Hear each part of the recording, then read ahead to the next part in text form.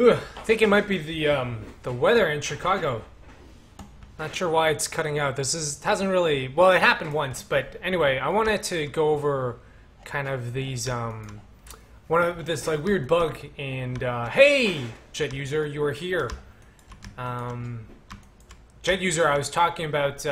Jet User is one of the few people that know the new name, but it's a bit. Hey, Meta Real World.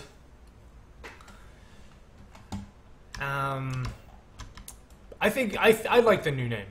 I think it's always gonna have some conflicts, but I think it's the right direction. Anyway, the problem was you could, if you had a bunch of ProBuilder objects inside a parent, and then if you duplicated them, like what I just did, and then you deleted one, these others, their meshes are still there, but they've now disappeared.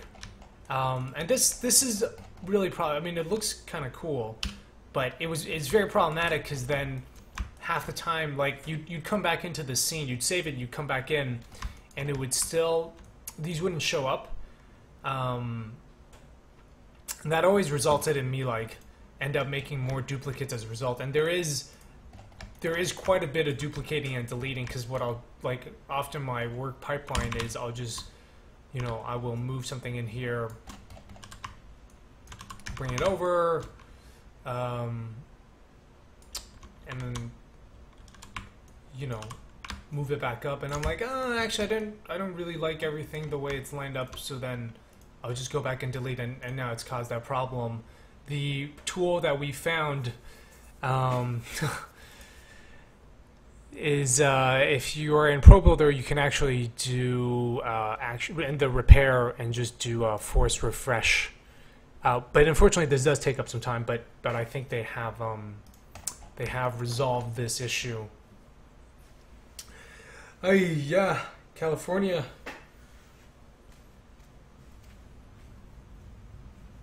Speaking of California, I'm actually going to be heading out there at the end of the month for TwitchCon. I don't know if anybody else is going to be there. But yeah, I'm really looking forward to it. Planning to, hoping to stop by the office, the witness office. Maybe you get a chance to play the game, which would be pretty exciting. I have played it a bit at PlayStation Experience last year, but not since then.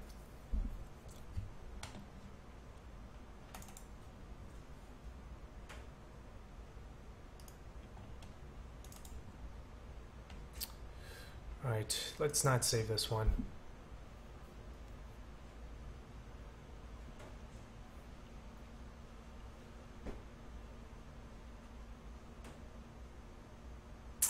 Yeah, I am staying with a friend. San Francisco hotels, yeah.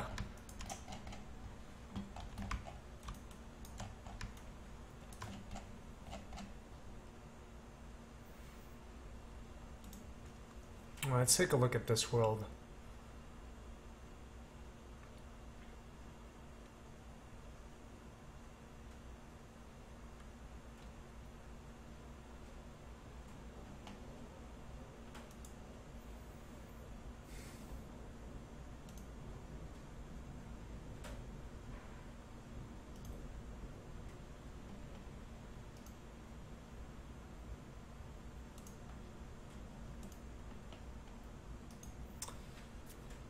Yeah, this level is really big, so it always takes quite a while to load. I also want to show some of the new stuff with the level editor that we've been doing. Oh yeah, the frame rate here is terrible.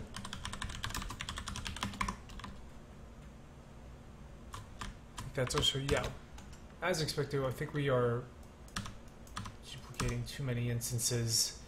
The camera also doesn't need to be that high. I think we'll lower it back down and go with this.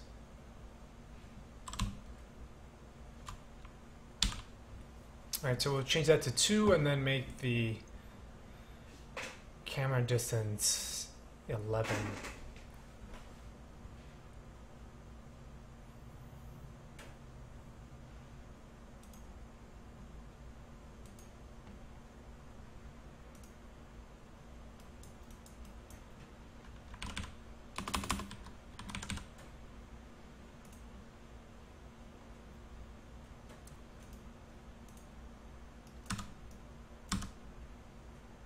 Yes, yes, yeah. I want to let everyone. It originally, the way the level editor happened was, I wasn't really planning on it.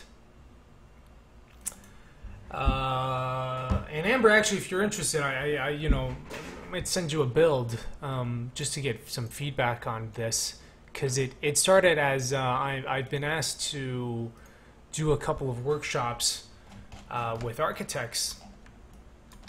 And so I was thinking about like what's a good way to kind of talk about a lot of the ideas in this game with crazy world wrapping, and we decided that really it'd be best to have something interactive. And David, the programmer, I was like, well, why don't you have a go at making a level editor? And then he got one running in like 2 days. And I was like, well, you know what, actually, because a lot of the stuff we're doing is pretty simple, and a lot of the tools that we need for the level editor, David's already implemented for myself to work with.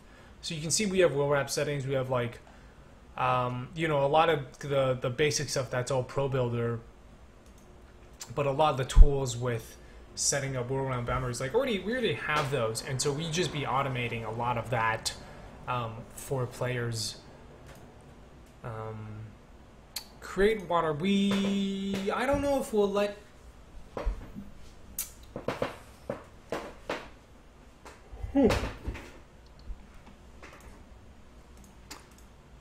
Yeah, we don't have a lot of the tools with. We don't have a lot of the tools for actually designing puzzles right now. But see, this is all during runtime. So you can actually, so you see, I'm editing this cube. I can switch back into top level mode, and oh, I have to do Control-Shift-D, and that, you see, that automatically duplicates this. So now I can go back and move this face in, move this face out.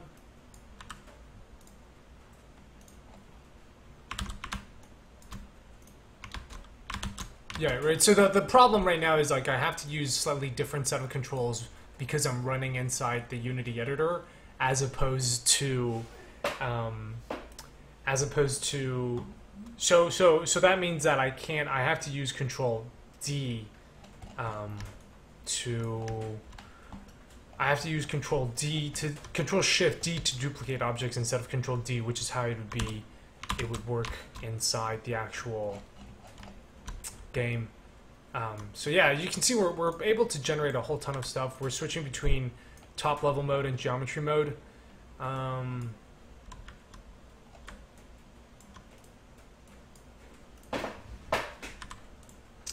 see here.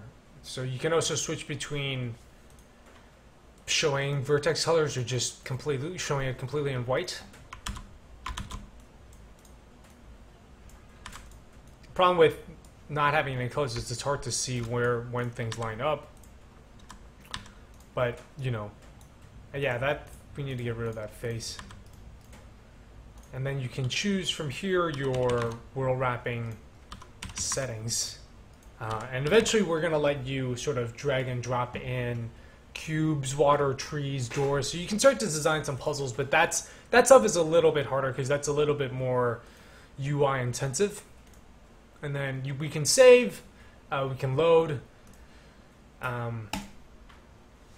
and go into play. And so you can see here, we are now, like, I can see what this level looks like. If you hit Q, we can actually see where the boundaries of the world is happening. Right, like, okay, you can kind of see that's where we're crossing the line. And what an interesting effect with this is that the things outside of the boundaries do not have the edges highlighted, but that's kind of cool because it sort of like emphasizes the different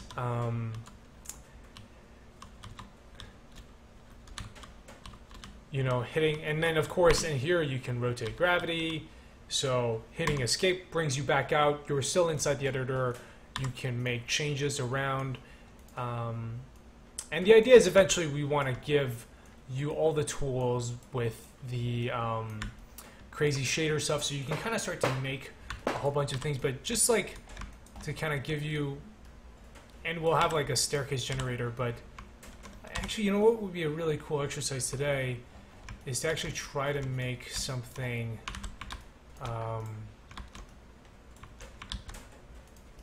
oh, and I think there should be, oh right, okay. We don't, there should be undo redo right now. I don't think it's working, or I might be forgetting the specific key buttons to do it. Yeah, so we need like a bigger, so see, this thing needs to not, right now a problem is that this gizmo scales with your zoom. So when you're farther away, it's like, it's kind of harder to click on. That actually needs to be consistent in size. Yeah, a lot of this is thanks to David. And we're also going to have like, we're going to have a tool that lets you generate a staircase.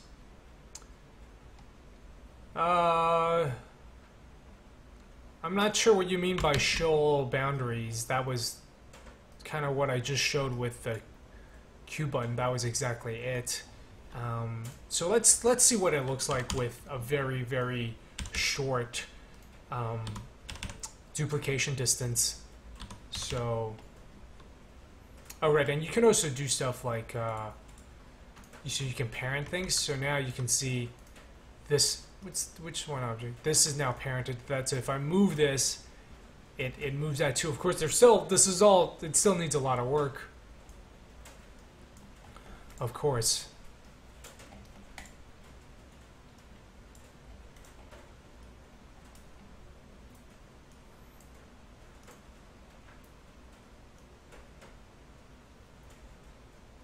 Well, you only need to see the boundary of your own copy, because all the copies are the same.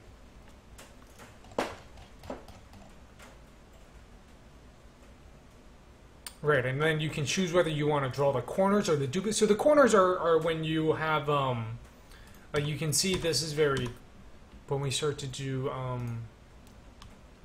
so I think this one is this one drawing the corners, or this one is drawing the corners? So you can see, in this case, we're not drawing that one over there. Right, we're not drawing the ones in the corners. We're only drawing the one directly in front, behind, below, and above. Huh,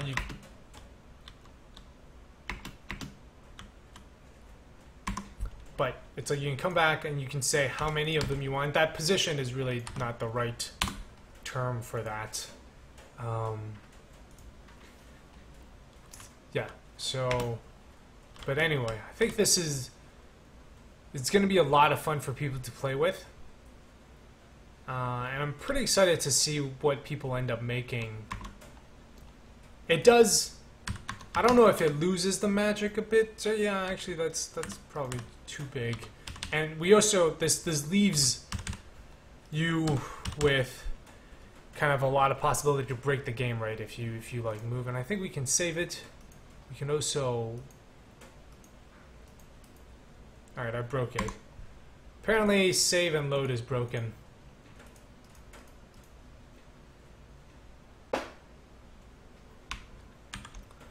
So save and load is not working at the moment.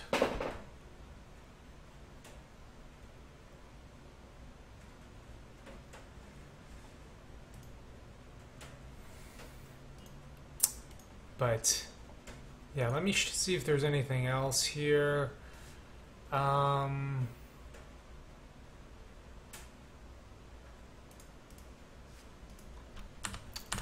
The fade effect.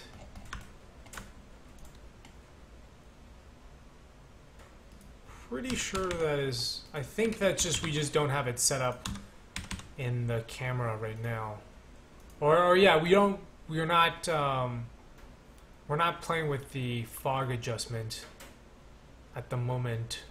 Although no way, actually we are getting fade. Yeah, we are definitely getting fade.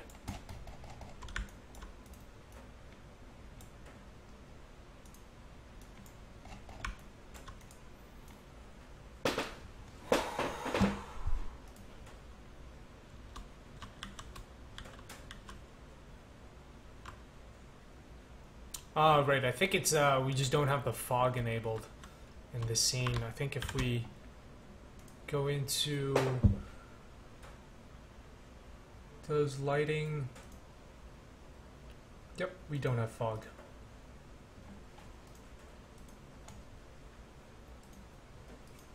Right. So yeah, I pretty much just need David to switch fog on.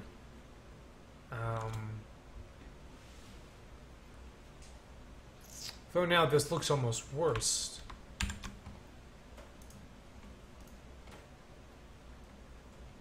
It's because it should be white and instead of gray. Yeah, there we go. That looks a lot better.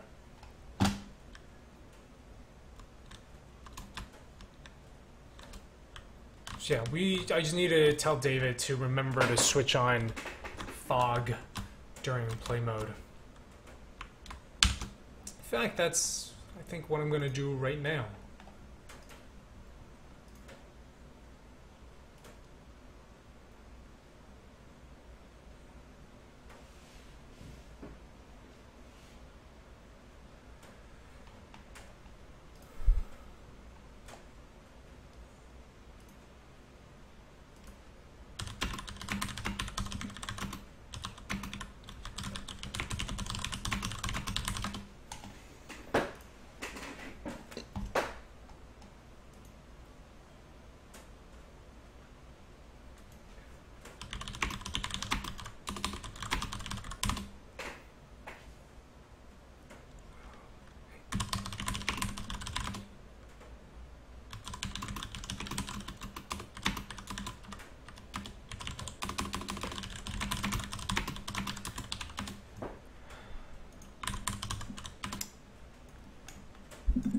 Yeah, I'm going to go to our Trello board,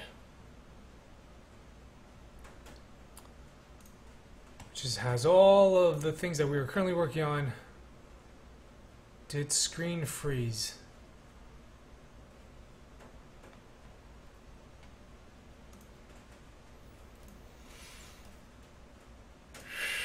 Runtime level editor. So we have a ton of stuff. I think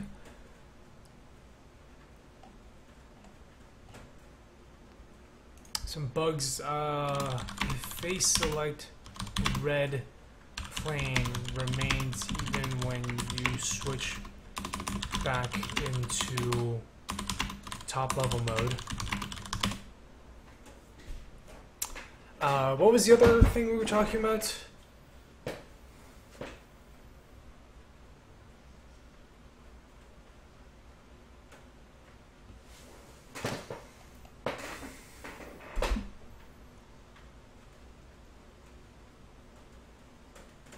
Face extrude, undo, redo. I think right now movement. Alright, face select red plane. Oh right. Adding fog when feature enable fog during play mode, disable fog during edit mode.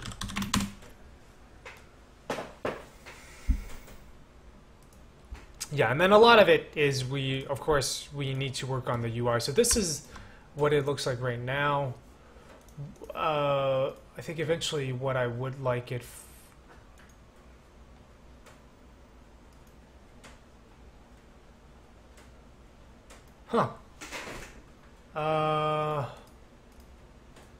Damn, I think... Oops. I think I've lost a ton of the work I did with the level editor panels when I reverted something in Perforce. So, damn, that sucks. It's not too bad though, because most of it was pretty simple stuff.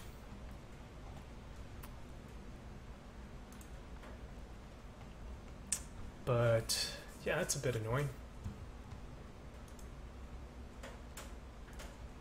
Although I think I'm gonna pick up this asset source, so I'm gonna actually do that now and then take a look.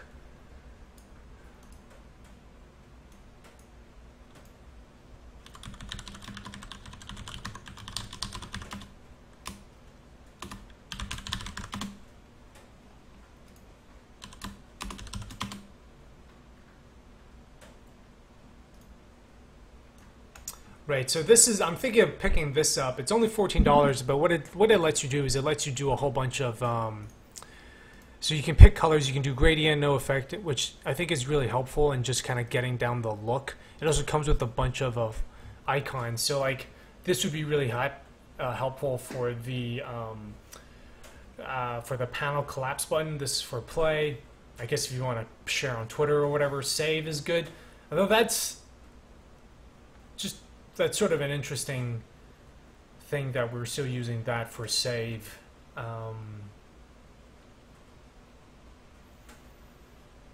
Lock, unlock, which is also helpful. Oh, does it also come with a set of fonts? Oh, interesting. Right, but you know, it just seems to it lets you do quite a bit of stuff. I think even if we don't end up using this, I think it still seems really helpful for prototyping. So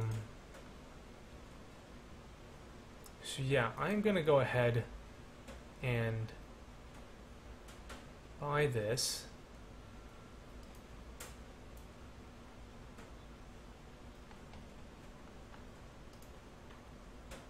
Actually, I'll wait until after.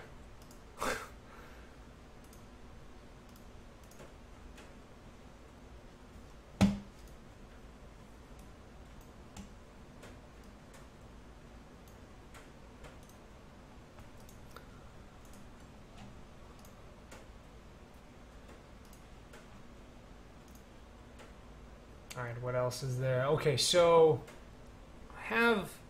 I'm thinking that the trailer would be this like slow pan out, and we're working on a number of different. So actually, I want to go ahead and output a build of World 2, and I think today's stream I'm gonna end it in like another 10 minutes, just because we just got like a ton of work to do. Kind of leading up to the new name announcement, but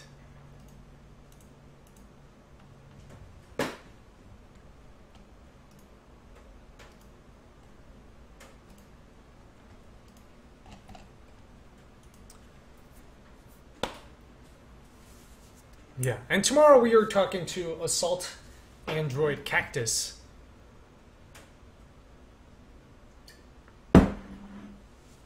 Oh, those are all free fonts? Okay. Yeah. No. I'm really happy to show the level editor, and I think we're actually going to be, yeah, like I said, we'll send out builds of that for people to test soon, even before we send out builds of the game, because with the game we're still sort of working on a lot of mechanics, but with the level editor we're really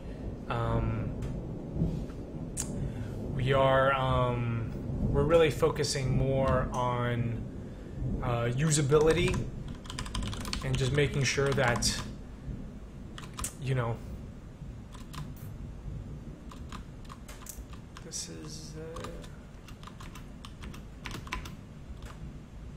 well, it is raining a lot right now.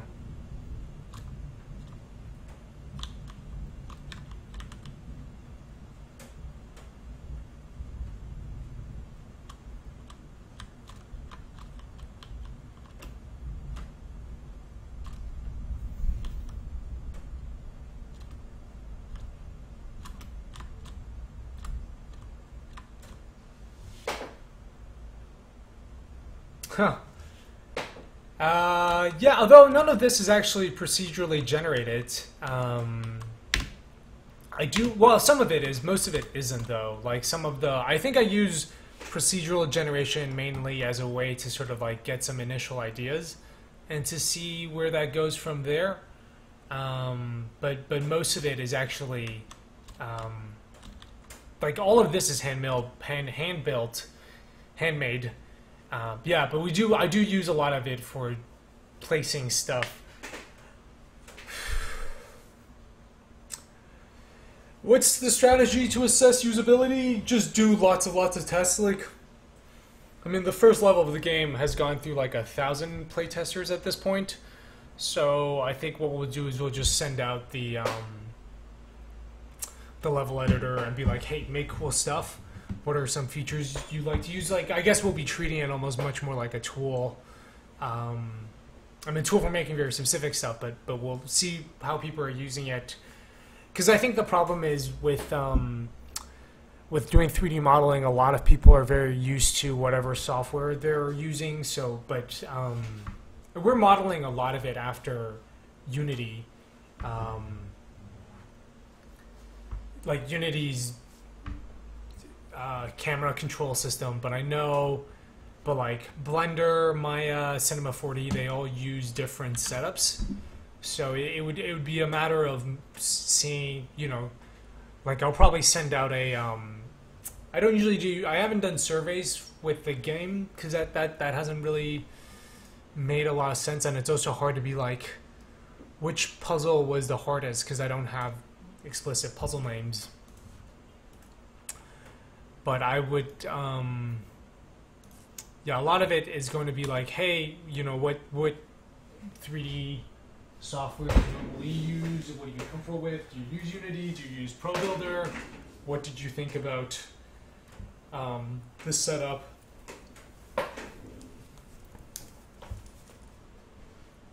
Yeah, because the thing in the end is we also can't support what everybody wants in terms of the controls. But it should be super intuitive.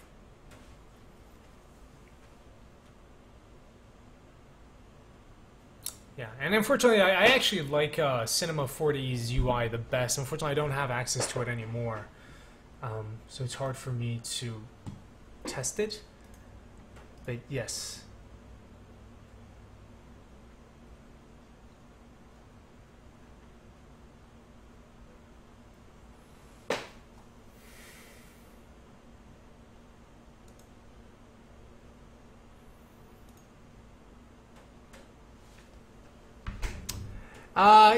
Yeah. I've also I have looked at the Portal 2 one. The problem with the Portal 2 editor versus this one is that that one is that's all interior space. So there's not a whole lot of exterior space. We are taking some inspiration from it, like the panel off to the side. So like the Portal 2 level editor has the collapsible panels, which is like where we got the idea for that from.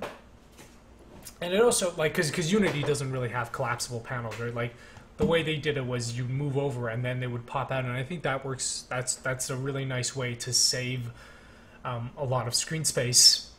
Especially also, I think with the level editor, we will probably want the buttons to be a little bit bigger than what's here, because this feels very much like a work production tool, whereas I think I want the level editor to sort of be in a mix between the two. There is one problem also with, but yeah, we've taken also the prefab panel of having a bunch of images.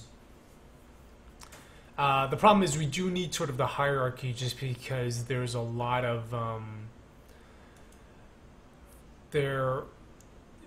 you know, I do want you to be able to make something like this. And this isn't that complicated. It's just a lot of pieces sort of repeated. The problem with this is you do need to have, in order to do this, you could place everything individually, but it really helps if you have one object that's the parent, and then you can just duplicate that. So we do need the hierarchy here.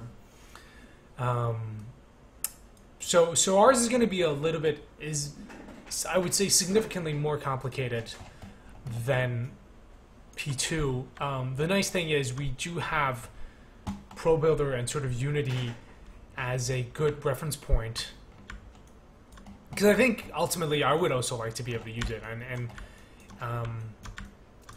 if for me it's comfortable to use, I think it would be not unreasonable for other people to learn it.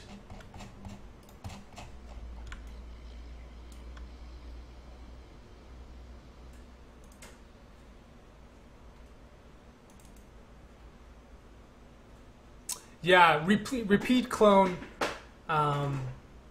hierarchy. I think what I would like to do, the main problem with the own my own editor, and I think I would like to use it. I think that's definitely going to be a test. Oh,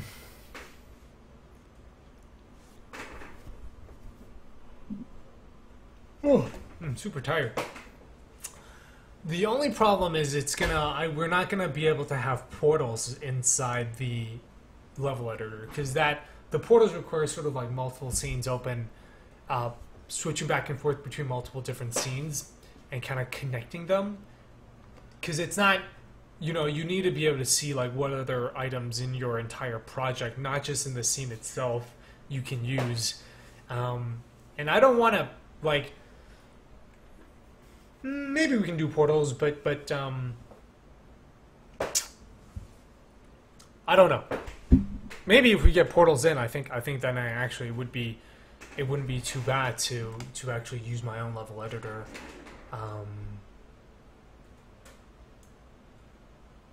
Yeah, I suppose once I like right now the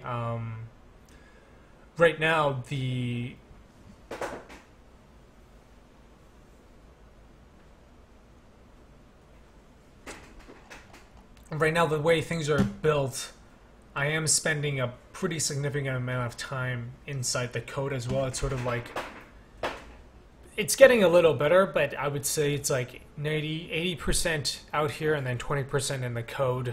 And in the level editor, we wouldn't be able to do that. There's also, I think there would probably be a size limitation. I don't know about level sets. We gotta see. We have to see.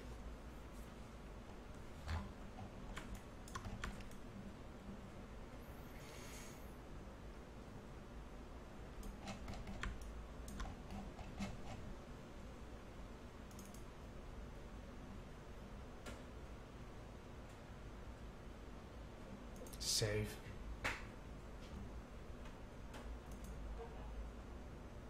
But all right, guys, I am really tired. Sure, for this week I'm just like totally exhausted with kind of getting a ton of stuff ready. But I think I'm gonna end this stream here. It's been not quite an hour. It's been 45 minutes, but that's what's gonna be, because I need to check in with David on a whole bunch of stuff, and then there's some things that are due tomorrow. But thank you all for stopping in for a very laid back session. And if you liked it, I'm normally a lot more high energy, but yeah, if you liked it, you should follow the channel. And I will end the stream here. There's not going to be an outro today because I need to get on the phone and talk to David.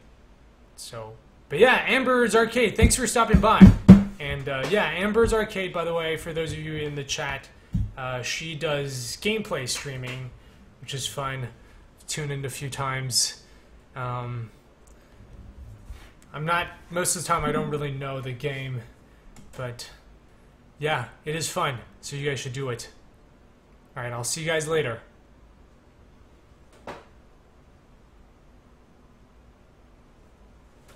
Yeah!